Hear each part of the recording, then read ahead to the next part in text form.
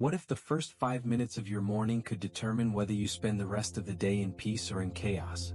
You know that feeling when you wake up and immediately your chest tightens. Before your feet even touch the floor, the weight is already there. The bills stacked on the kitchen counter. The job you're not sure about. The kid who needs something you can't afford. The car that's making that noise again that you've been ignoring because you don't have money to fix it. You open your eyes and anxiety is already sitting on your chest like a heavy stone crushing your lungs. Your first thought isn't "Good morning, God," or "Thank you for this new day." It's "How am I going to make it through today?" It's "What's going to go wrong now?" It's "I'm already tired and the day hasn't even started." You're tired of waking up afraid. You're exhausted from starting every day already defeated before you even get out of bed. You're worn out from that constant knot in your stomach that never goes away, that feeling like you're always one emergency away from complete disaster. You've tried everything. You've worked harder. You've slept less.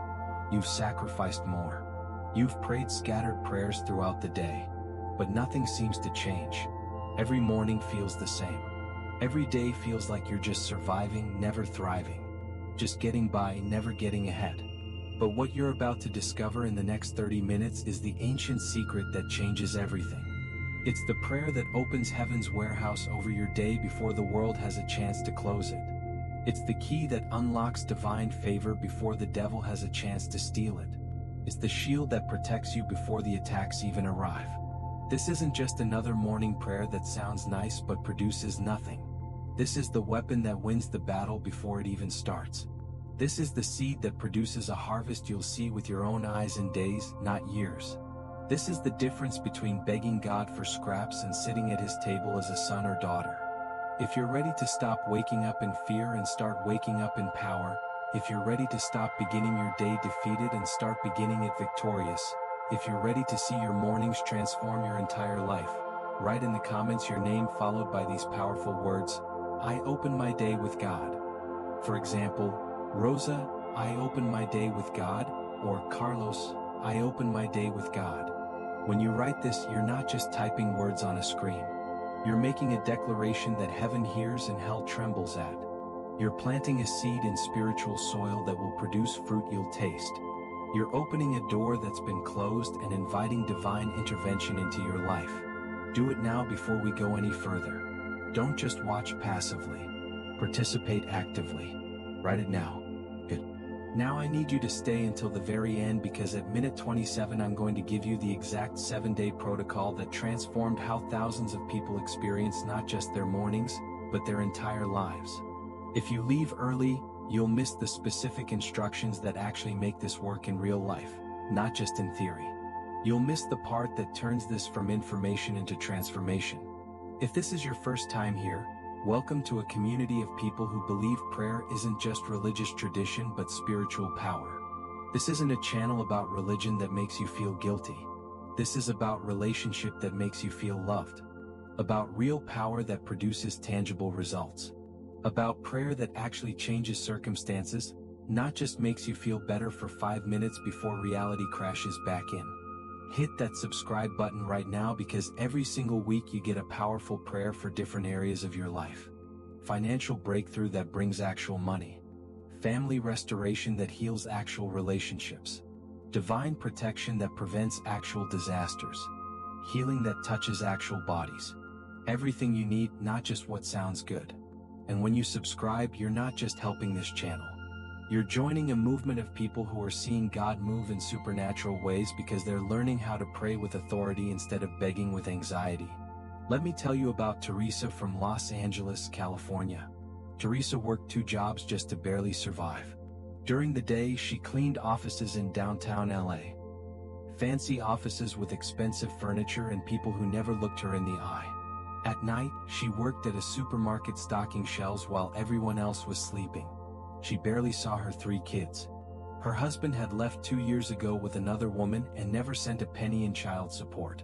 She was alone, exhausted, and barely holding on. She made about $2,800 a month between both jobs. That sounds like money until you break it down. Rent for a small 2-bedroom apartment in a rough neighborhood where she heard gunshots some nights was $1,600. That left $1,200 for everything else. food for 4 people, bus fare to get to both jobs, school supplies for 3 kids, utilities, clothes when the kids outgrew what they had, which seemed like every month. Every month was a mathematical nightmare where the numbers never added up. Every week was a careful calculation of what they could go without. Every day was a prayer that nothing unexpected would happen because there was no room for unexpected. But unexpected things always happen, right? Life doesn't care about your budget. One month her 13-year-old son got jumped after school by older kids from a different neighborhood. They took his shoes. Jordan sneakers she'd saved for 3 months to buy him for his birthday. $75 she'd put aside $5 or $10 at a time. He came home barefoot, crying, humiliated, scared to go back to school. She wanted to buy him new shoes immediately. She wanted to march to that school and demand they do something about the violence. She wanted to move to a better neighborhood where her kids would be safe. But she didn't have the money for shoes. She didn't have the time to fight with the school. She didn't have the resources to move. That night, after the kids went to bed, Teresa sat at her kitchen table with the bills spread out in front of her and cried. Not quiet tears. Deep, body-shaking sobs that came from a place beyond exhaustion, beyond frustration, beyond stress. The kind of crying that comes from feeling completely powerless to protect your own children. The kind that comes from working yourself to death and still falling behind. She had been praying. She went to church every Sunday when she wasn't working, which wasn't often. She believed in God. She'd grown up in church.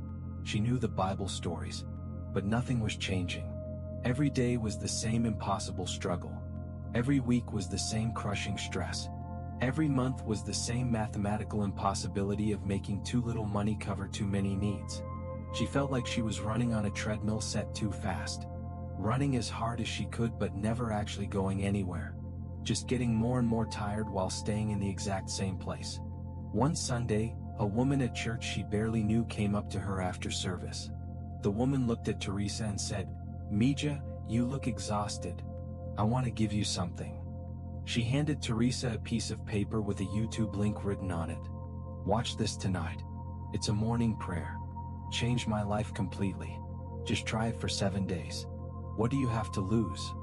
Teresa took the paper politely, but inside she was thinking, another prayer. I pray all the time. I pray when I wake up. I pray on the bus. I pray at work. I pray before bed. Nothing changes. What's one more prayer going to do? She put the paper in her purse and forgot about it. But 3 days later, lying in bed after another exhausting double shift where her feet hurt so bad she could barely walk and her back ached like she was 60 years old instead of 38, she remembered the paper. She found it crumpled at the bottom of her purse. She typed the link into her phone, mostly because she was too tired to sleep and needed something to occupy her mind. She watched the video. She prayed along with it even though her heart wasn't fully in it. She was skeptical. She'd been disappointed too many times to get her hopes up. At the end, following the instructions, she wrote in the comments, "Teresa, I opened my day with God." And something happened. Not fireworks. Not a voice from heaven. Not angels singing. Just a deep, unexplainable peace that settled over her like a warm blanket on a cold night. A sense that maybe, just maybe, someone was listening. Someone cared. Someone was going to help. For the first time in months, she slept without waking up every 2 hours in panic about money or her kids or the future. The next morning, her alarm went off at 5 a.m. like it did every morning. But instead of immediately jumping into the chaos of getting kids ready and rushing to catch the bus to her first job, she did something different. She played the prayer video again. 5 minutes. That's all. Just 5 minutes before her day started. She felt the same peace. The same sense of being covered. Protected. Not alone. She did it again the next morning. And the next. And the next. For 7 days straight, no matter how tired she was, no matter how early she had to wake up, she gave God the first 5 minutes of her day. On day 4, something strange happened at the office building where she cleaned. The property manager, a man who had barely spoken to her in the 2 years she'd worked there beyond giving her instructions, called her into his office. Teresa's heart dropped into her stomach. She thought she was being fired. She ran through her mind trying to figure out what she'd done wrong. Had she missed a spot? Had someone complained? Was the company cutting costs? She walked into his office expecting the worst. He said, "Teresa, I've been watching you for a while now. You're reliable. You show up on time every single day. You're thorough. You do excellent work. You don't complain. You don't gossip with the other cleaners. Our company is opening a new building downtown, a big office complex, and we need someone to manage the cleaning team there. It's a supervisor position. $23 an hour. Full benefits, health insurance, dental, vision. 2 weeks paid vacation. Are you interested?" Teresa almost fell out of the chair. She had to ask him to repeat it because she couldn't believe what she was hearing. She'd been making $12 an hour. $23 an hour was almost double. Almost double. And benefits? She'd never had benefits in her entire working life. When her kids got sick, she paid out of pocket or took them to the free clinic and waited for hours. She started the new position 3 weeks later. That's $3,600 a month just from that one job. She quit the night job at the supermarket. For the first time in 2 years, she had dinner with her kids on weeknights. For the first time in 2 years, she wasn't falling asleep standing up. For the first time in 2 years, she could breathe without feeling like she was suffocating. But that's not where the story ends. That's not even the best part. 2 months later, the landlord of her building sent a notice to all tenants. He was selling the property to developers who were going to tear it down and build condos. Everyone had to move out within 90 days. Teresa panicked. She just started to get ahead financially. Now she had to find another apartment. And with LA rent prices, she knew she'd probably end up paying more and getting less. She'd have to move further away from her job. Further from the kids' schools. Back to square one. She prayed the morning prayer with even more intensity. "God, you open the door for the job. Please, please open a door for housing. I can't go backwards now. Not when I'm finally getting somewhere." A week later, a coworker at the new job, a woman she'd become friendly with, mentioned casually during lunch that her aunt had a small house she was renting out. 3 bedrooms. Safe neighborhood with good schools. The previous tenant had just moved out. Her aunt was looking for a reliable tenant, someone who would take care of the place like it was their own. The rent? $1,400 a month. $200 less than Teresa had been paying for the cramped 2-bedroom apartment in the dangerous neighborhood. Teresa could barely believe it. She went to see the house that same evening. It was perfect, clean, freshly painted.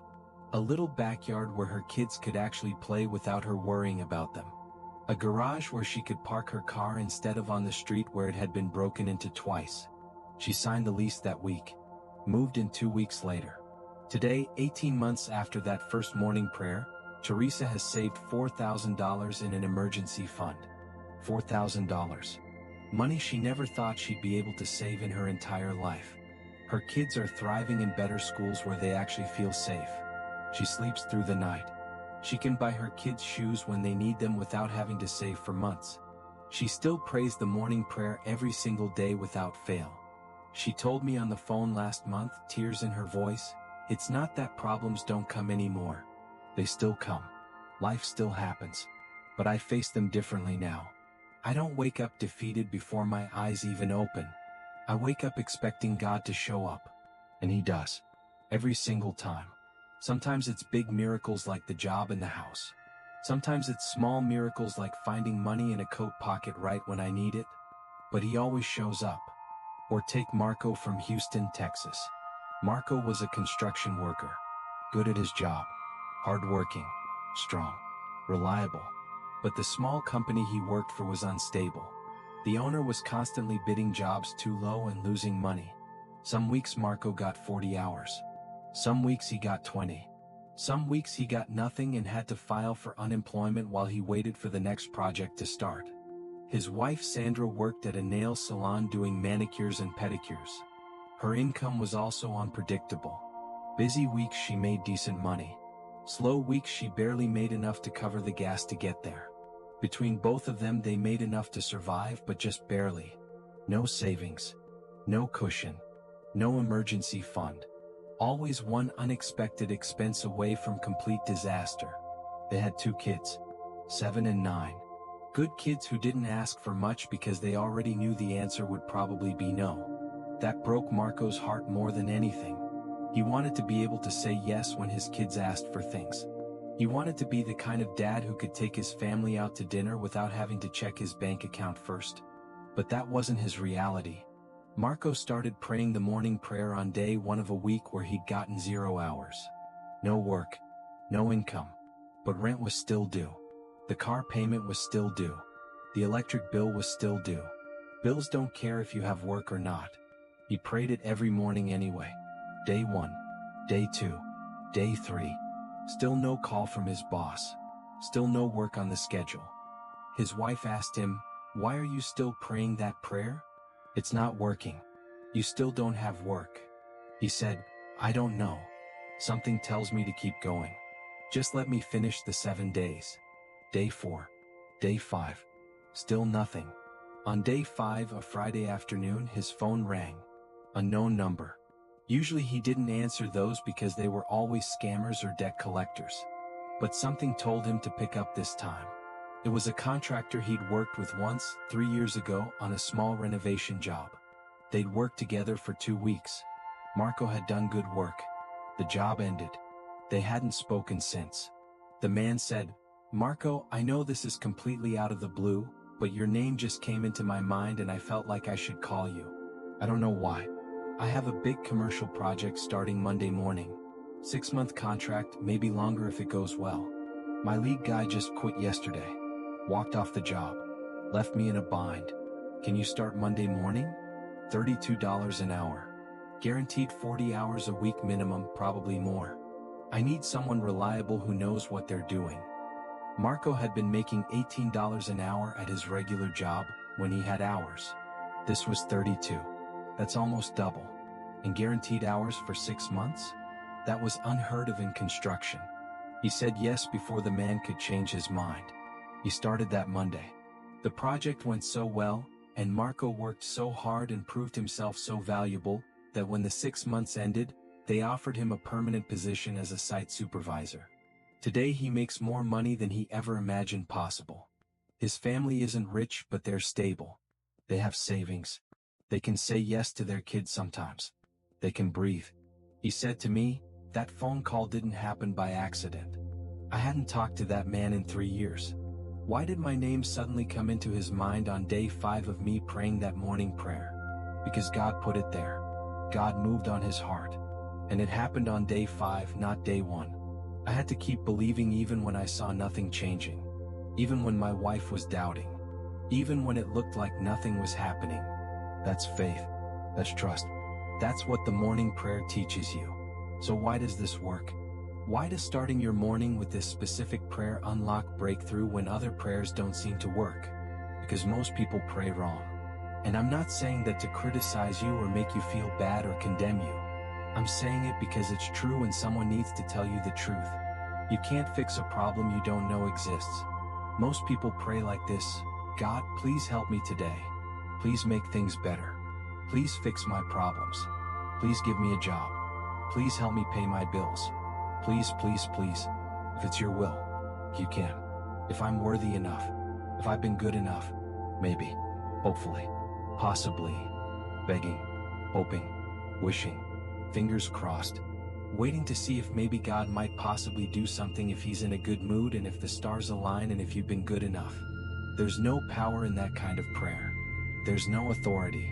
There's no expectation. There's no faith. It's just religious words that make you feel like you're doing something when really you're accomplishing nothing. It's like having a key to a mansion full of everything you need, but instead of using the key to unlock the door and walk in, you stand outside in the cold begging someone to let you in. You already have access. You already have the key.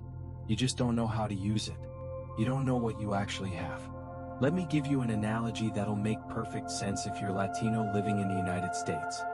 Imagine you finally get your work permit after years of waiting and struggling. Legal permission to work. You have the paper in your hand. It's real. It's official. It's legitimate. You're documented now. You're legal. But instead of using that work permit to get a good job with decent pay and benefits, you keep working under the table for half the pay. You keep hiding when you see police. You keep living in fear even though you have nothing to fear anymore. You keep accepting whatever someone offers you because you don't understand what you actually have access to now. You don't realize the power of that paper in your hand. That's how most Christians pray. They have legal access to God's kingdom through the blood of Jesus. They have rights as adopted sons and daughters of the King. They have authority to use the name of Jesus. They have promises in the Bible that belong to them. But they pray like they have nothing. Like they're illegal immigrants in the kingdom begging for mercy instead of legal citizens demanding their rights. The morning prayer changes that completely. It teaches you to pray with the authority that comes from knowing who you are and whose you are. It shifts you from begging as an outsider to decreeing as an insider. From hoping as a beggar to expecting as a child. Think about the Israelites in the wilderness. This is in Numbers chapter 11, and it's a perfect example of what I'm talking about. They'd been delivered from slavery in Egypt where they'd been beaten, oppressed, worked to death for 400 years. They'd seen God part the Red Sea with their own eyes. They'd walked through on dry ground while the Egyptian army drowned behind them. They'd seen miracle after miracle after miracle. They'd seen God's power demonstrated in ways that should have built unshakable faith. And God was providing manna every single morning. Food falling from heaven like dew. Free food. Supernatural provision. Every morning when they woke up, breakfast was waiting. They didn't have to work for it. Didn't have to buy it. Didn't have to worry about it. It was just there. But instead of waking up grateful, instead of starting their day praising God for His provision, they woke up complaining. They woke up whining. They woke up focusing on what they didn't have instead of what they did have. We're tired of manna. We want meat. We had better food in Egypt. We had fish and cucumbers and melons and leeks and onions and garlic. This manna is boring. We're sick of it. Think about that. They were complaining about supernatural provision. They were angry about free food from heaven. They wanted to go back to Egypt where they had more food variety, conveniently forgetting that in Egypt they were slaves being beaten and murdered. They were free, but their minds were still in slavery. They had provision, but they couldn't see it because they were focused on what was missing. They had access to God's power, but they chose to focus on their cravings instead of their blessings. God was so grieved by their attitude, so offended by their ingratitude that He said, "You want meat? Fine. I'll give you meat. I'll give you so much meat it'll come out of your nostrils. You'll be sick of it. You'll eat it until you vomit." And He did. He sent quail. Massive flocks of quail. So many birds they were buried in them up to their waist. They had meat for days. But it came with a plague because they'd asked from a place of complaining instead of trusting. From a place of ingratitude instead of faith. The difference between breakthrough and breakdown isn't just what you pray. It's how you pray. It's the posture of your heart when you approach God. It's whether you're approaching Him as a complaining beggar who's never satisfied or as a trusting child who knows their Father's character. Beggars ask nervously, hoping they might get something, ready to be disappointed. Children ask confidently, knowing their Father wants to give, expecting good things. Which one are you? Now let me show you the foundation of the morning prayer that changes everything.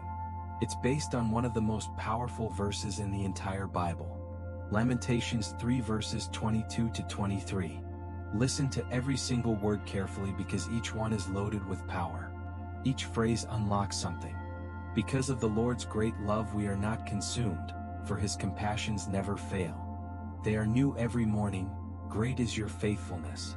Let's break this down together. Let's unpack every single phrase so you understand the depth of what you're praying. Because of the Lord's great love.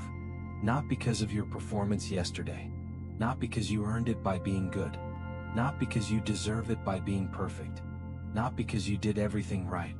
Because of His love. His initiative. His heart toward you that never changes regardless of what you did or didn't do yesterday. This is the foundation of everything. Your morning doesn't start with you trying to get God's attention like He's some distant boss you have to impress. It doesn't start with you trying to earn His favor like you have to work for it. It starts with recognizing that God's love for you is already there, already active, already pursuing you before you even wake up. Think about it like this. When you're working and your boss calls you into the office unexpectedly, what's your first thought? Your heart drops. You immediately think, What did I do wrong? Am I in trouble? Am I getting fired? Did someone complain about me? But when your mom calls you, you don't panic. You don't assume the worst. Why? Because you know she loves you. Her calling isn't a threat. It's not punishment. It's connection. It's relationship. Even if she needs to correct you about something, you know it comes from love, not rejection. That's the difference between religion and relationship. Religion makes you afraid of God. Relationship makes you run to God. Religion makes you think He's looking for reasons to punish you. Relationship helps you understand He's looking for reasons to bless you. God's love for you isn't conditional on your performance. It's not based on your behavior. It's based on His nature. He is love. That's not what He does. That's who He is. And who He is doesn't change when you mess up. We are not consumed. Consumed means completely destroyed, wiped out, finished, annihilated.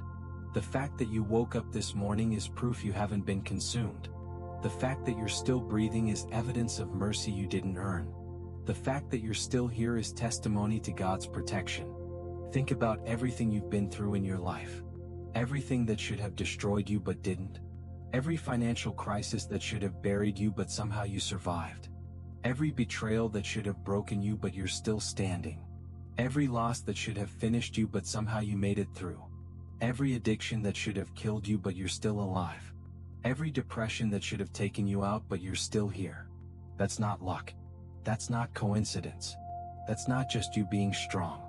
That's because God's great love protected you from being consumed. Even when you didn't know it. Even when you weren't praying. Even when you weren't living right. His love was there keeping you from being destroyed. For Latinos in the U.S., think about the journey that brought you here if you're an immigrant. The risks you took crossing borders. The dangers you faced in the desert or in trucks or on trains. The times you had no money, no food, no place to sleep. The times you thought you weren't going to make it. The times you were stopped by authorities and somehow got through. The times you were robbed or threatened or in danger and somehow survived. Or if you were born here, think about the struggles you've faced growing up between two cultures. The discrimination. The doors closed in your face. The people who looked down on you or made you feel less than. The financial struggles of trying to make it in a system that wasn't designed for you to succeed. But you're here. You made it. You weren't consumed. That's evidence of God's love covering you even when you didn't recognize it. Even when you didn't acknowledge it. Even when you didn't thank Him for it. For His compassions never fail. Never. Not sometimes. Not occasionally. Not when you're good. Not when you deserve it. Never. His compassion is constant like the sun. It doesn't stop shining just because clouds block your view of it. It's still there even when you can't see it or feel it. Compassion means He feels what you feel. He's not a distant God sitting on a throne somewhere far away who doesn't care about your struggles. He's not cold and indifferent to your pain. He's moved by your pain. Your tears touch His heart. Your stress grieves His spirit. Your fear concerns Him. Your struggles matter to Him. When you're lying awake at 3 a.m. worrying about how you're going to pay rent, He's there. He sees. He cares. He's not sleeping. When you're crying in your car before you go into work because you're so exhausted and overwhelmed, He sees those tears. When you're pretending everything is fine while you're falling apart inside, He knows. He knows everything you're hiding from everyone else. And His compassion toward you in those moments never fails. Never runs out. Never gets tired of you. Never gets exhausted by your problems. Never says, "Not you again with the same issue. Didn't we deal with this last week?" Never rolls His eyes at you. Never sighs in frustration. His compassion is fresh every single time you need it. It's there in your darkest moment. It's there in your biggest failure. It's there in your deepest shame. It never ever fails. They are new every morning. Every morning. Not every month when you finally get yourself together. Not every year when you make a new resolution. Not every decade when you finally grow up. Every single morning there's a fresh supply of God's mercy waiting for you like manna waiting to be collected. This is crucial to understand. It's like manna in the wilderness. Remember how it worked? The Israelites couldn't store it for tomorrow. If they tried, it went bad. It rotted. It bred worms. Stank. Why? Because God wanted them to depend on Him daily. To meet with Him every morning. To start each day by acknowledging Him and collecting fresh provision. Your morning prayer isn't just a nice habit like brushing your teeth. It's collecting the fresh manna of God's mercy for today. Yesterday's prayer was for yesterday's challenges. Yesterday's grace was for yesterday's struggles. But today has new challenges. Today has new struggles. Today needs today's grace. Today needs today's mercy. Today needs today's prayer. Think about your phone. You charge it every night. Why? Because yesterday's charge doesn't work for today. The battery depletes. You need fresh power for today's use. You can't run today on yesterday's charge. Same with your spirit. Same with your soul. Same with your relationship with God. You need fresh mercy every morning. Fresh strength every morning. Fresh faith every morning. Fresh peace every morning. Fresh hope every morning. You can't run today on yesterday's encounter with God. Some of you are trying to survive this week on a prayer you prayed last month. Some of you are trying to make it through today on an experience you had last year. Some of you are trying to face today's battles with yesterday's weapons. It doesn't work. You need fresh grace. You need new mercy.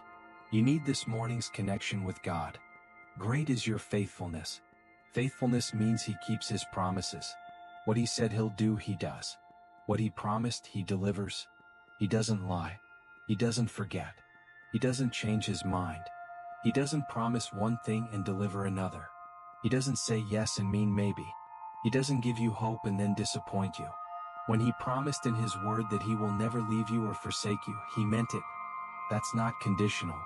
That's not temporary. That's permanent. When He promised to supply all your needs according to His riches and glory, He meant it. That's not a suggestion. That's a commitment. When He promised to work all things together for good for those who love Him, He meant it. That's not a possibility. That's a guarantee. His faithfulness is great. Not small. Not limited. Not conditional. Not weak. Great. Bigger than your problems.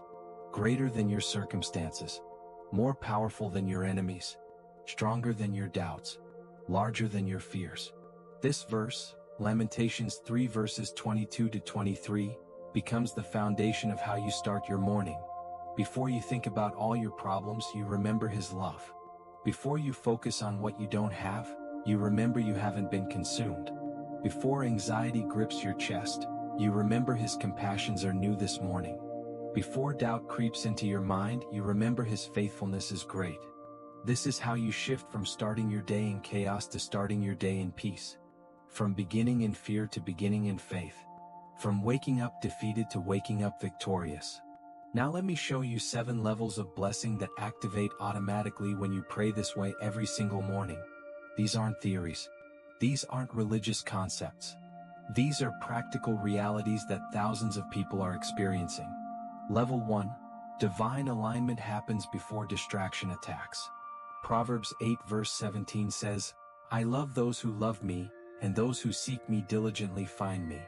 When you seek God first thing in the morning, before you check your phone, before you scroll social media, before you turn on the TV, before you watch the news, before you do anything else, you align your spirit with His spirit. You tune your frequency to His frequency. It's like tuning a radio. If you're slightly off the frequency, all you get is static and noise and interference. But when you're perfectly tuned in, you get clear signal. Crystal clear communication. No confusion. No mixed messages. Your morning prayer tunes you to God's frequency for the entire day. So when He whispers direction, you hear it clearly. When He opens a door, you see it immediately. When He sends an opportunity disguised as something ordinary, you recognize it. When He warns you about danger ahead, you sense it in your spirit. Think about when you're driving with GPS navigation. If you start driving before the GPS finishes loading and calculating the route, you might go in the wrong direction. You'll have to make U-turns. You'll waste time and gas and get frustrated.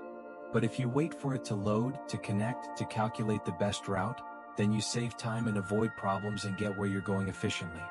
Your morning prayer is your spiritual GPS connecting and loading before you start driving through your day.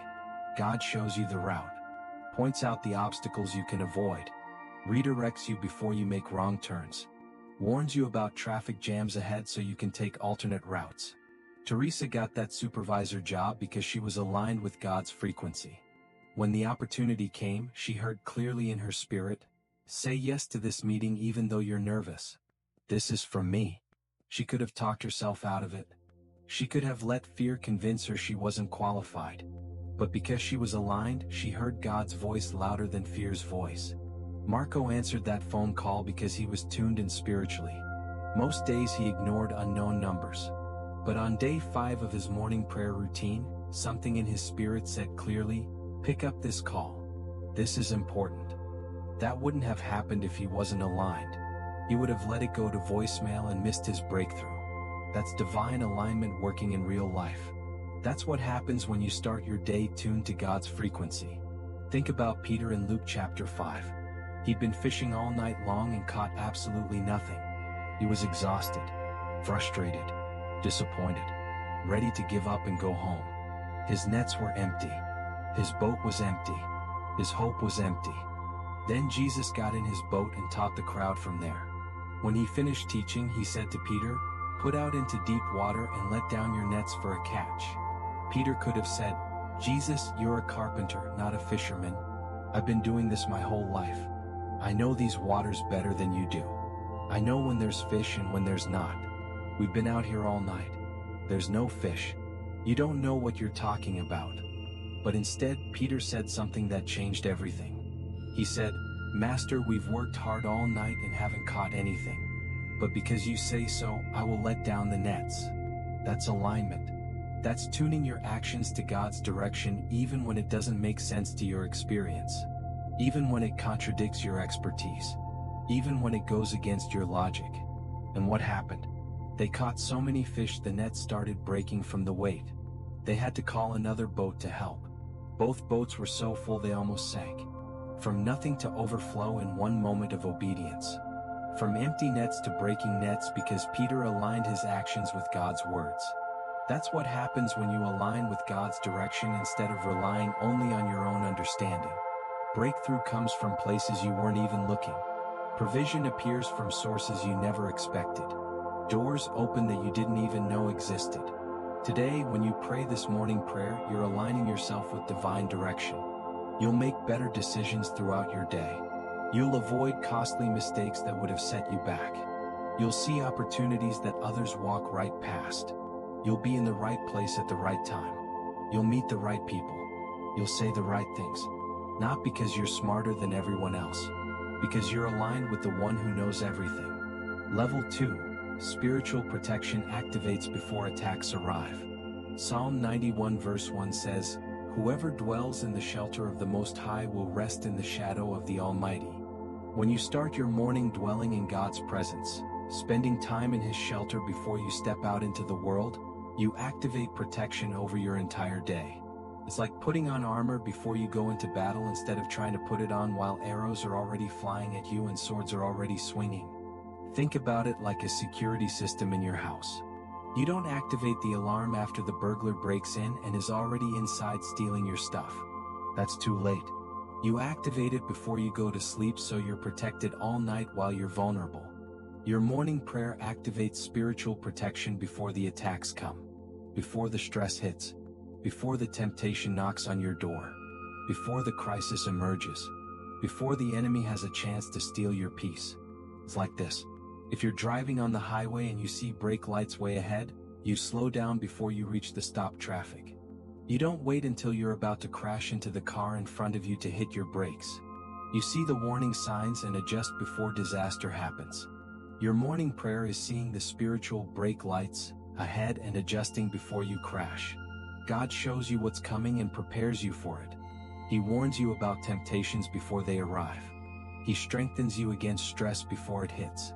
He positions you for victory before the battle starts. Think about Joseph in Genesis chapter 41. God gave Pharaoh 2 dreams about 7 years of abundance followed by 7 years of severe famine.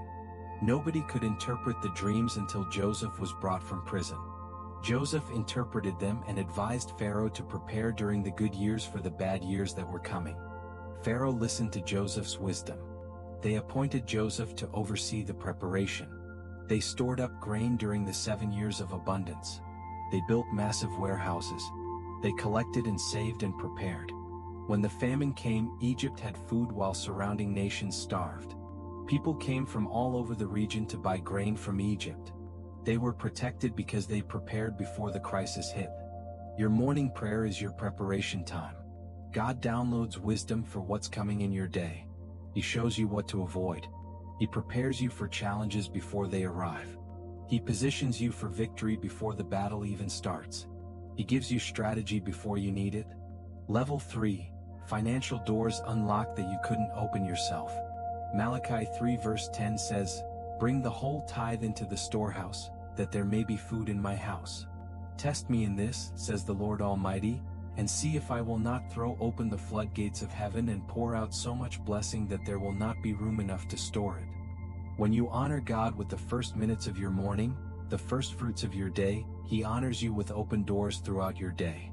It's a principle of first fruits that runs throughout the entire Bible. What you give to God first, He multiplies back to you. Teresa gave God the first 5 minutes of her morning before she did anything else. God gave her a job that doubled her income and changed her entire life. That's not coincidence. That's not luck. That's the principle of first fruits working exactly like God said it would. It's like planting seeds in soil. You don't plant a seed and immediately have a harvest the next day. But you plant in faith knowing the harvest is coming. Knowing that what you plant will multiply. Knowing that the seed contains everything needed to produce fruit. Your morning prayer is planting seeds that produce financial harvest you'll see with your own eyes. Not in years, in days, in weeks, in ways you can't predict or control but God can orchestrate. Think about the widow of Zarephath in 1 Kings chapter 17. There was a severe famine in the land. Devastating drought. No rain. No crops. No food. People were starving to death. This widow had just enough flour and oil to make one last meal for herself and her son. One small loaf of bread. That was it. After they ate that, they would have nothing left. They would starve to death slowly. She was literally gathering sticks to make a fire to cook their last meal when the prophet Elijah showed up. Elijah said to her, "Don't be afraid. Go home and do as you have said. But first make a small loaf of bread for me from what you have and bring it to me, and then make something for yourself and your son." Think about that request. Think about how crazy that sounds. She's about to starve. She's making her last meal.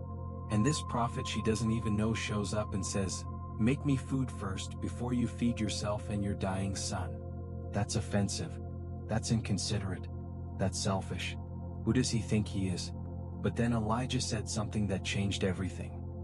He said, "For this is what the Lord, the God of Israel, says, the jar of flour will not be used up and the jug of oil will not run dry until the day the Lord sends rain on the land." That's a promise. That's a guarantee from God Himself. Give me the first fruits and I'll make sure you never run out. The widow had a choice. Keep the little she had for herself and watch it run out. Or give God the first and trust His promise. Logic said keep it. Faith said give it. She chose faith. She did what Elijah said. She made him bread first. Gave away what looked like her last hope. Then made food for herself and her son. And the Bible says, "So there was food every day for Elijah and for the woman and her family. For the jar of flour was not used up and the jug of oil did not run dry, in keeping with the word of the Lord spoken by Elijah." Supernatural provision kicked in because she honored God with first fruits. The little she had never ran out. It multiplied supernaturally to meet her need for as long as the famine lasted. She and her son survived when thousands around them starved. That's what happens when you give God the first of your day. When you honor Him with the first 5 minutes of your morning. The time you have multiplies. The money you make stretches further than it should. The opportunities you get exceed what your resume should attract. Doors open that you couldn't open yourself. Marco gave God 5 minutes every morning when he had zero work and zero income. God gave him a phone call worth $14,000 more a year. That's supernatural return on 5 minutes invested. That's the principle of first fruits working. Your morning isn't just time passing. It's seed you're planting. Plant it in God's presence with faith and watch what grows. Watch what multiplies. Watch what God does that you could never do for yourself. Level 4. Mental clarity and emotional peace guard your decisions. Philippians 4 verses 6 to 7 says, "Do not be anxious about anything, but in every situation by prayer and petition, with thanksgiving, present your requests to God. And the peace of God, which transcends all understanding, will guard your hearts and your minds in Christ Jesus." When you pray in the morning before anxiety has a chance to grip your chest, you download God's peace. Your mind stays clear instead of clouded. Your emotions stay stable instead of reactive. Your decisions stay wise instead of impulsive. It's like the difference between starting your day with coffee versus starting it with alcohol. Coffee wakes you up and sharpens your focus. Alcohol clouds your judgment and makes everything blurry and distorted. Time with God in the morning is like spiritual coffee. It sharpens your discernment so you can see clearly. It clarifies your thinking so you can decide wisely. It focuses your priorities so you know what actually matters. Starting your day without prayer is like spiritual alcohol. Everything gets blurry and distorted. You react emotionally instead of responding wisely. You make impulsive decisions you regret later. You say things you wish you could take back. You do things that made sense in the moment but look stupid in hindsight. Think about Jesus in Mark chapter 1 verse 35. The Bible says very specifically, "Very early in the morning while it was still dark, Jesus got up, left the house and went off to a solitary place where he prayed." Think about that. Jesus is God in human flesh. Jesus is perfect. Jesus never sinned. Jesus didn't need to get right with God because he was God. But even Jesus needed to pray early in the morning to stay connected to the Father before facing the day. If Jesus needed to pray early in the morning to stay aligned and focused and clear, how much more do we need it? How much more do we need that connection? How much more do we need that clarity? Jesus didn't wake up and immediately start ministry. He didn't jump straight into healing people and teaching crowds and dealing with critics. He woke up and prayed first. He connected with the Father first. He aligned himself first. He got his instructions first. Then he went out and had a productive day full of miracles and breakthrough and transformation. Not because he was rushing around frantically. Because he'd already won the battle in prayer before he faced the crowds. He'd already received his instructions before he encountered the needs. He'd already been filled before he started pouring out. Your morning prayer isn't just about getting things from God like he's some cosmic vending machine. It's about getting God himself. And when you have God, when you've spent time in his presence, when you're connected to his peace, you have peace that doesn't make sense to people looking at your circumstances. You have clarity in the middle of confusion. You have calm in the center of chaos. You make wise decisions when everyone around you is panicking. You speak measured words when everyone else is reacting emotionally. People will look at your life and ask, "How are you so peaceful when everything is falling apart? How are you making such good decisions under so much pressure? How are you staying calm when everything is on fire?" And you'll be able to say honestly, "I started my day with God. I spent 5 minutes in his presence before I did anything else.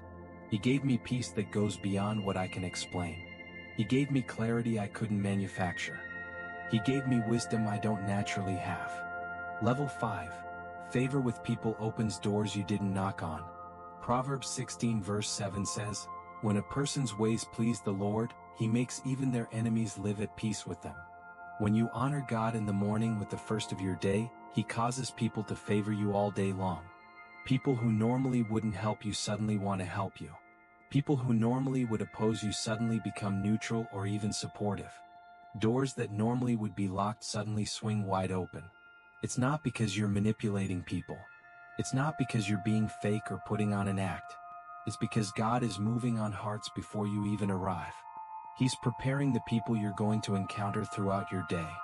Think about it like tracking a package when you're expecting an important delivery. You check the tracking constantly. You know exactly where the package is at every moment. You know when it's 3 stops away.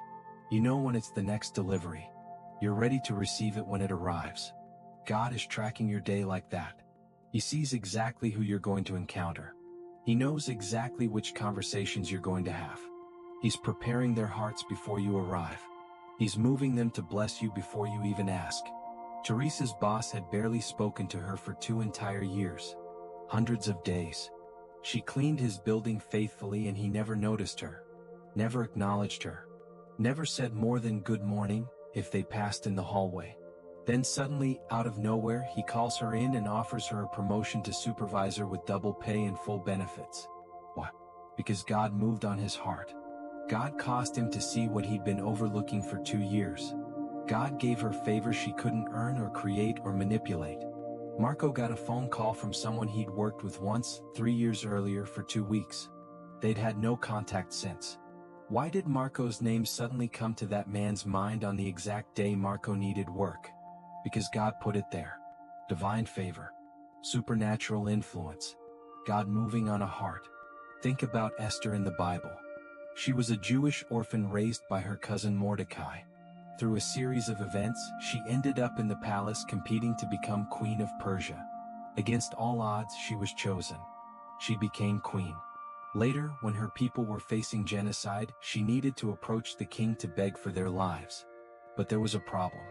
If you approached the king without being summoned, you would be executed unless he extended his golden scepter to you.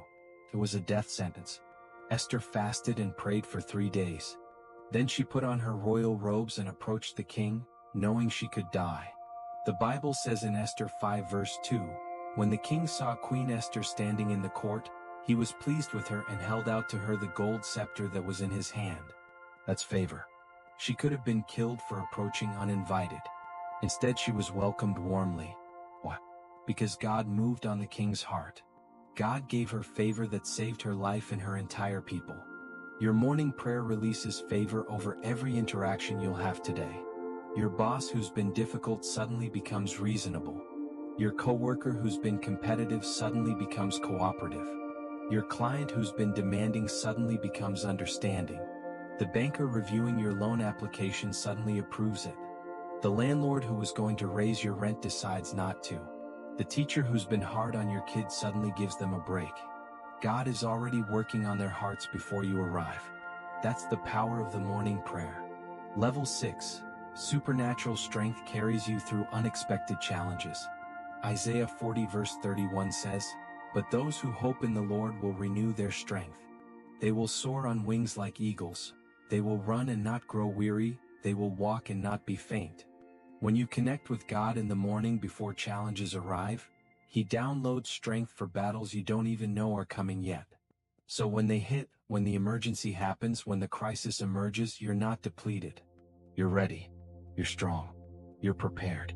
It's like charging your phone overnight before a long day. You don't wait until the battery dies at 2 p.m. when you desperately need to make a call. You charge it in advance so it's ready for whatever the day brings. Your morning prayer charges your spiritual battery before the day drains it. So when the emergency comes, when the crisis hits, when the bad news arrives, when the problem emerges, you have strength to handle it. You don't fall apart. You don't collapse. You stand firm. Think about Daniel in the lion's den in Daniel chapter 6. Daniel prayed 3 times a day, every single day. Morning, noon, and night. It was his routine. His non-negotiable. His highest priority. He never missed it. When his enemies made a law specifically designed to trap him, a law that said anyone who prayed to anyone other than the king would be thrown to hungry lions, Daniel didn't panic. He didn't hide. He didn't change his routine to save his life. The Bible says he went home, opened his windows so everyone could see, and prayed just like he always did. Publicly, boldly, consistently. They arrested him for breaking the law. They threw him into a den of hungry, vicious lions. Lions that hadn't been fed specifically so they'd be more aggressive. That should have been the end of Daniel's life. Torn apart and eaten alive. But God sent an angel to shut the lions' mouths. Daniel survived the entire night without a scratch. The next morning they pulled him out completely unharmed. Then they threw his accusers into the same den and the lions killed them before they even hit the ground. Why did Daniel survive? Because his daily prayer habit had built strength in his spirit. When the crisis came, he didn't collapse. He stood firm in what he'd been practicing all along. His prayer life prepared him for the persecution. Your morning prayer isn't just for good days when everything goes right. It's preparation for hard days when everything goes wrong. It's building spiritual muscle so when weight comes, you can carry it. When pressure comes, you can handle it. When attacks come, you can withstand them. You'll face things today you didn't plan for. Unexpected expenses that stress your budget. Difficult conversations that test your patience. Sudden problems that demand immediate solutions. Bad news that threatens your peace. Betrayals that hurt your heart. But you won't face them in your own limited strength. You'll face them in the strength God gave you this morning when you prayed. The strength that comes from His presence. The power that flows from His Spirit. The endurance that's renewed every morning. Level 7. Generational breakthrough affects your children and their children. Joshua 24 verse 15 says, "But as for me and my household, we will serve the Lord." When you establish a pattern of morning prayer in your life, you're not just changing your day. You're not just transforming your year. You're changing your family's spiritual DNA. You're rewriting your lineage. You're creating new legacy. Your kids are watching you even when you think they're not.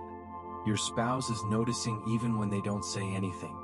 Your household is being affected by your spiritual habits. It's like this. In Latino culture, we learn to cook by watching our mothers and grandmothers. They usually don't write down recipes. They don't measure precisely. They just cook and we watch and we learn and we absorb. Un poquito de esto, un poquito de aquello. A little of this, a little of that. We learn by observation, by immersion, by being present. We taste what they make and we remember. We smell what they cook and it stays with us forever. We watch their hands and we learn the movements. We see their confidence and we gain courage to try. Your morning prayer is teaching your kids how to have relationship with God. Not through lectures they'll forget. Not through sermons they'll tune out. Through modeling they'll remember. Through consistency they'll notice. Through peace they'll feel. They see you pray and they learn prayer is important. They see you trust God and they learn trust is possible. They see you face challenges with peace and they learn peace isn't determined by circumstances. They see you start your day with God and they learn that's what matters most. Teresa's kids used to wake up to a stressed mom running around frantic and anxious. Yelling because she was late. Angry because life was hard. Overwhelmed because nothing was working. Now they wake up to a peaceful mom who prays first before doing anything else. Who smiles more. Who doesn't snap at them over small things. Who has peace that they can feel even when they don't understand where it comes from. That's changing how they see God. That's teaching them that God is real and prayer works and faith matters. Not because someone told them in Sunday school. Because they see it working in their own house with their own mom. Think about Timothy in the New Testament. Paul wrote to him in 2 Timothy 1 verse 5 and said, "I'm reminded of your sincere faith, which first lived in your grandmother Lois and in your mother Eunice, and I am persuaded, now lives in you also." Timothy's faith wasn't something he invented on his own. It wasn't something he read in a book. It was passed down through generations. His grandmother Lois prayed and had faith. His mother Eunice saw it and caught it and lived it. Timothy watched both of them and received it. 3 generations of faith. Grandmother to mother to son. And Timothy became one of the most powerful leaders in the early church. Not because he was special. Because he inherited a legacy of faith from women who prayed. Your morning prayer is legacy. It's inheritance. It's blessing that flows beyond you to your children and their children and their children. The poverty that plagued previous generations can stop with you. The dysfunction that marked your family tree can end with you. The lack of peace that characterized your lineage can be replaced with peace starting with you. Not because you're better than your ancestors. Not because you're smarter or stronger. But because you chose to seek God first every single morning. And that choice creates a new pattern. A new normal. A new trajectory. A new legacy. Your great-grandchildren who you'll never meet will benefit from the decision you're making today to pray every morning. That's how powerful this is. That's how far-reaching your obedience is. Now before we pray together, you absolutely must understand 3 obstacles that will block this prayer from working in your life. If these 3 things are present, even the most powerful morning prayer won't produce breakthrough. But if you remove these obstacles, breakthrough comes fast. Obstacle number 1. Unforgiveness poisoning your heart. Jesus said very clearly in Mark 11 verse 25, "And when you stand praying, if you hold anything against anyone, forgive them, so that your Father in heaven may forgive you your sins." You cannot pray with a heart full of bitterness and expect God to open heaven over you. Unforgiveness is like trying to receive clean water through a pipe clogged with sewage. The water from the source is pure, but it gets contaminated and polluted passing through the dirty pipe. Who hurt you? Think about it right now. Their name just came to mind. Who betrayed you? Who lied about you? Who stole from you? Who owes you money they'll never pay back? Who said things about you that damaged your reputation? Who took advantage of you when you were vulnerable? Who rejected you when you needed support? You know their name. It came to your mind the second I started asking. That's who you need to forgive. That's the person blocking your breakthrough right now. Not because they deserve forgiveness. They probably don't. Not because what they did was okay. It wasn't. But because you deserve freedom. Because unforgiveness is a prison where you're both the guard and the prisoner. You're the one keeping yourself locked up. Solution: right now, say it out loud if you can, or in your heart if you can't speak out loud. I forgive their name. I release them from what they owe me. I let go of bitterness. I let go of revenge. I let go of the right to hold this against them forever. I choose freedom over resentment. Take a deep breath. Say it. Mean it. Let it go. Obstacle number 2. Secret sin you're deliberately holding on to. You cannot pray for breakthrough while deliberately, consciously, intentionally living in sin. I'm not talking about mistakes. Everyone makes mistakes. Everyone sins. Everyone falls short. That's why Jesus died. I'm talking about deliberate, ongoing, unrepentant sin that you know is wrong but you continue anyway without any intention of stopping. Maybe it's dishonesty at work. Taking things that aren't yours. Lying on your timesheet about hours you didn't work. Cheating customers. Maybe it's an inappropriate relationship you know violates your marriage but you continue secretly. Maybe it's addiction to pornography or gambling or alcohol or drugs that you refuse to address. Maybe it's bitterness you're feeding instead of starving. Whatever it is, that deliberate sin is creating a barrier between you and God's blessing. It's like leaving the door open while you're trying to run the air conditioning. The cool air can't build up because there's an opening letting it escape. Solution: confess it to God right now. Be honest. He already knows anyway. Then stop doing it. Not eventually. No.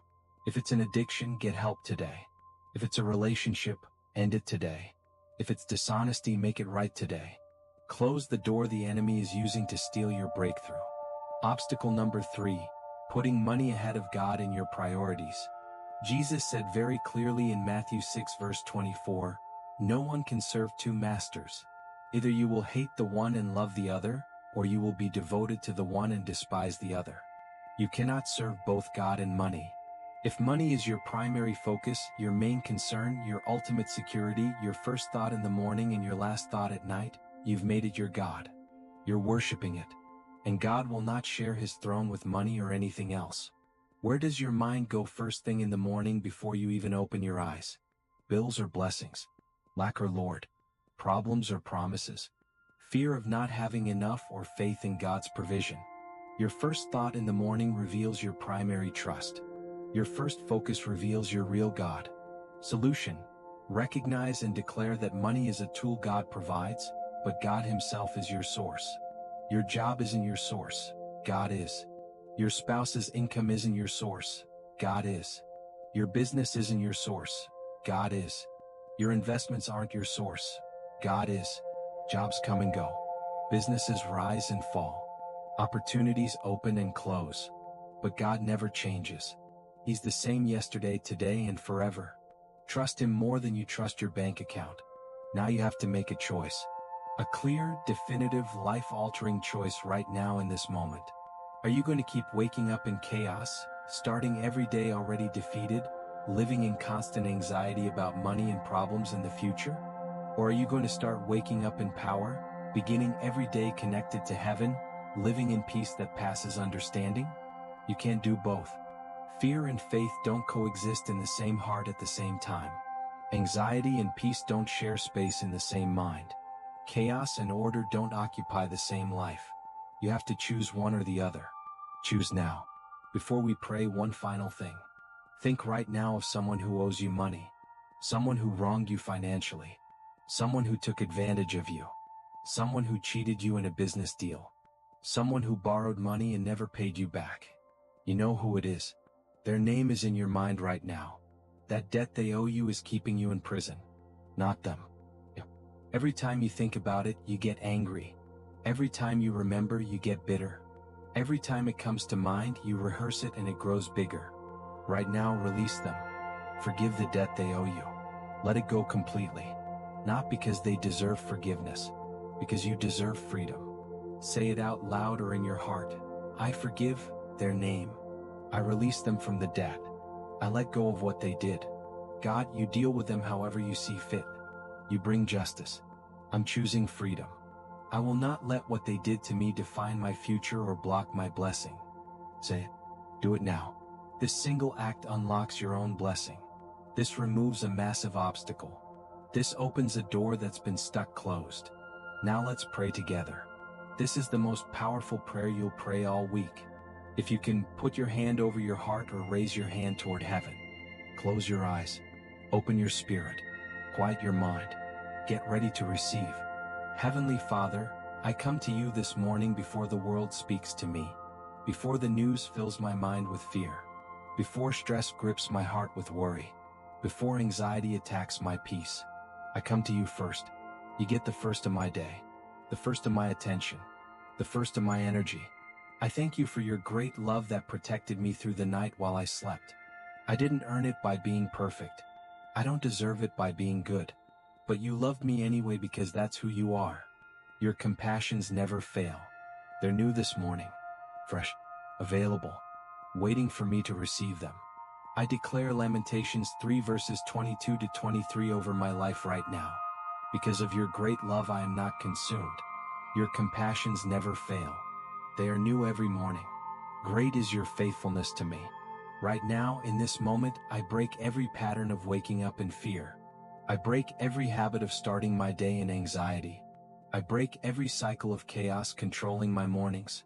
I break every agreement I've made with stress as my normal state. In Jesus' mighty name, these patterns are broken, these habits are destroyed, these cycles end today. I receive fresh mercy for today. Fresh strength for today's challenges. Fresh faith for today's battles. Fresh peace for today's stress. Fresh grace for today's mistakes. I cannot run on yesterday's grace. I cannot survive on last week's faith. I need today's fresh supply. And you're giving it to me now. I align my spirit with your spirit before anything else tries to pull me off course. I tune my heart to your frequency before the static of the world drowns out your voice. Before distractions come screaming for my attention, I'm connected to you. Before problems arrive demanding immediate solutions, I'm anchored in you. Before challenges emerge threatening my peace, I'm strengthened by you. I activate divine protection over this entire day. Psalm 91 is my covering. No weapon formed against me will prosper. No plan designed to harm me will succeed. No scheme plotted against me will work. I dwell in the shelter of the Most High. I rest in the shadow of the Almighty. I am hidden. I am covered. I am protected. I declare that divine doors are opening for me today. Doors I didn't knock on. Doors I couldn't open myself. Doors that were locked yesterday are swinging wide open today. Opportunities one didn't create. Favor I didn't earn. Provision I didn't expect. Because I honored you with the first of my day, you're honoring me throughout my day. I receive supernatural mental clarity right now. My mind is sharp, not foggy. My thinking is clear, not confused. My judgment is sound, not clouded. My decisions are wise, not impulsive. The peace of God that surpasses all human understanding is guarding my heart and my mind in Christ Jesus. I declare favor with every person I encounter today. My boss, my coworkers, my clients, my customers, the people who make decisions that affect my life. You're preparing their hearts right now before I even meet them. You're moving them to bless me. You're giving me favor I cannot manufacture. I receive supernatural strength for challenges I don't even see coming yet. When the unexpected hits, I will not collapse. When crisis comes, I will not panic. When problems emerge, I will not fall apart. When pressure builds, I will not break. I have strength from heaven. I have power from on high. I have endurance that's renewed every morning. I declare generational breakthrough over my bloodline. The poverty that marked previous generations stops with me. The dysfunction that plagued my family tree ends with me. The lack of faith that characterized my ancestors is replaced with faith starting with me. My children are watching. My household is being affected. This prayer is creating new legacy that will outlive me. Father, I give you the first of my day. Not the leftovers. Not what's remaining after everything else. The first and the best. The prime time. The fresh energy. And because I honor you with first fruits, you're opening the floodgates of heaven over me. Blessing I cannot contain. Favor I cannot explain. Provision I cannot produce on my own. Our Father in heaven, hallowed be your name. Your kingdom come, your will be done, on earth as it is in my life heaven. Give us today our daily bread, the provision we need for just today. Forgive us our debts, as we also have forgiven our debtors, as we've released those who owe us. And lead us not into temptation, but deliver us from the evil one and his schemes. For yours is the kingdom and the power and the glory forever and ever. Amen. Now declare with me, I am connected to heaven. I am covered by divine protection. I am walking in supernatural favor. I am operating in God's strength. This day belongs to God and God is with me. Breakthrough is coming. Doors are opening. Blessing is flowing. Something just shifted in the spiritual realm right now. You may not feel it physically yet. You may not see it with your natural eyes yet. But in the invisible realm, massive changes just occurred. Heaven heard your prayer. Angels received marching orders. Doors are being unlocked that were stuck closed. Favor is being released that was being withheld. Blessing is being positioned that was being delayed. Here's exactly what you do for the next 7 days to lock this in. Day 1 is today. You already prayed. That's done. That counts. Days 2 through 7. Come back to this video every single morning. Pray along with me. Just 5 minutes. Before you check your phone. Before you scroll social media. Before you watch TV. Before you do anything else. 5 minutes with God first. You can watch the whole video if you want, but at minimum, pray the prayer section. Let your voice agree with my voice. Let your faith connect with the faith of thousands of others praying this same prayer. Why 7 days? Because 7 is God's number of completion and perfection. In 7 days He created the entire world and everything in it. In 7 days your new pattern becomes established in your life. In 7 days breakthrough begins manifesting in your circumstances. Second instruction. Pay close attention to what changes during these 7 days. Notice better decisions you make without trying. Notice unexpected favor that shows up. Notice divine appointments that just happen. Notice problems that solve themselves. Notice peace in situations that would normally stress you out. Write these things down. Keep a list on your phone. Acknowledge them when they happen. Thank God for them specifically. This trains your spirit to recognize His hand at work. Third instruction. Take one action step each day. Faith without works is dead. Pray in the morning, then move during the day. Apply for that job you've been afraid to apply for. Have that conversation you've been avoiding. Make that phone call you've been putting off. Take that risk you've been too scared to take. What will you see in 7 days? I don't know exactly how it'll manifest in your specific situation because God is creative and He works differently with each person. Maybe like Teresa, you'll get a promotion you didn't pursue. Maybe like Marco, you'll get a phone call from nowhere that changes everything. Maybe you'll just experience supernatural peace for the first time in years. Maybe problems that have tormented you for months will suddenly dissolve without you doing anything. I don't know the exact form, but I know with absolute certainty it will show up. Because God's word doesn't return void. Because what He promises, He performs. Because He's faithful even when we're faithless. After 7 days, I want you to come back to this video. Scroll down to the comment section. Leave your testimony for others to see. Be specific. Include details. Day 3.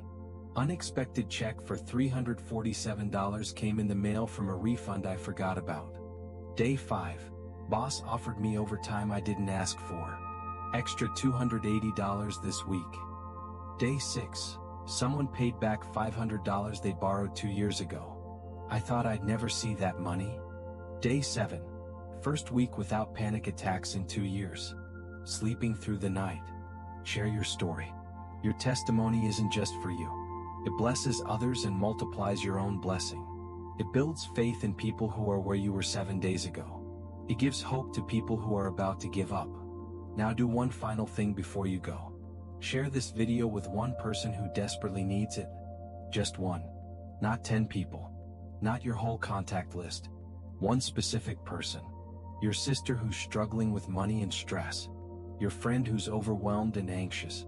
Your coworker who's depressed and hopeless. Your cousin who's about to give up on God. Send them the link right now. Text it. WhatsApp it. Facebook message it. However you communicate with them. Say something simple. Hey, I just watched this and it really helped me. I thought of you. Just give it 30 minutes. I think you'll be glad you did. That's it. Don't be pushy. Don't be weird. Just share it like you'd share any helpful resource that blessed you.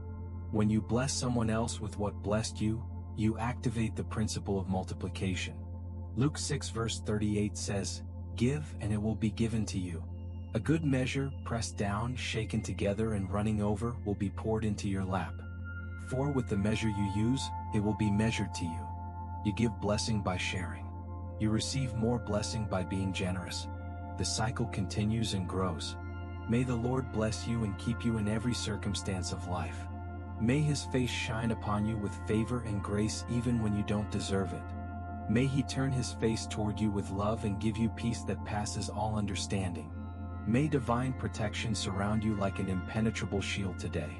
May fear lose its grip on your heart completely and permanently. May you walk in absolute confidence knowing the God of the universe watches over you with unconditional love. May every plan of the enemy against you backfire on them instead. May every trap set for your feet catch your enemies instead. May every weapon formed against you fall to the ground powerless and broken. May provision flow to you today from expected sources and unexpected sources. May opportunities appear that you didn't pursue. May favor open doors you couldn't open yourself. May blessing chase you down no matter where you go. You didn't find this video by accident or coincidence or luck. Out of millions of videos on the internet, out of billions of pieces of content, somehow you ended up right here, right now, reading these exact words at this exact moment. That's not random. That's divine appointment. That's God orchestrating circumstances to get you exactly what you need exactly when you need it most. He brought you here because He has something powerful planned for your life. Not just getting by, not just surviving, thriving, overflowing, blessed beyond what you can imagine. Your story is being rewritten starting today. Your future is being reshaped starting now. Your testimony is being prepared starting this moment. Go in peace. Walk in protection. Live in confidence. Rest in the assurance that the God who created the universe has placed His shield of favor over you. This is your day. This is your season. This is your breakthrough beginning. See you tomorrow morning for day 2 of your divine transformation. God bless you abundantly. God keep you continually. God protect you completely. Go now in the power of the morning prayer that unlocks heaven.